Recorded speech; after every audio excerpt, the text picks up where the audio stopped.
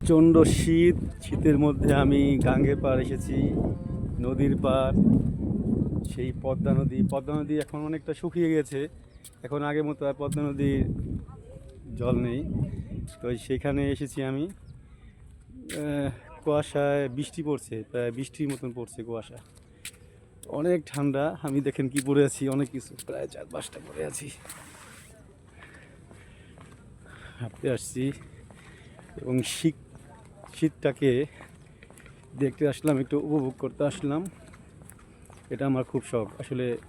শীত কিংবা অনেক কিছু কিছু গুড়ি গুড়ি বৃষ্টি হলে বাইরে ছাতা নিয়েও আসি, ভালো লাগে। অনেক ঠান্ডা, দেখতে পাচ্ছেন চারিদিকে কুয়াশায় ভরে গেছে, একদম সাদা হয়ে গেছে, সম্পূর্ণ সাদা হয়ে গেছে পুরা গ্রামের চারপাশ। দেখতে পাচ্ছেন আপনারা। আমি হাঁটছি পদ্মা নদীর পাড়ে, ব্লকের সাজ দিয়ে হাঁটছি। দেখেন অবস্থা একদম খারাপ অবস্থা, পুরা তুষার, একদম সাদা হয়ে গেছে সব।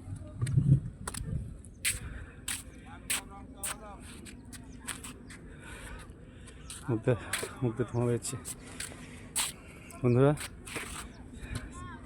আবার দেখা হবে, সামনে যেতে হবে অনেক।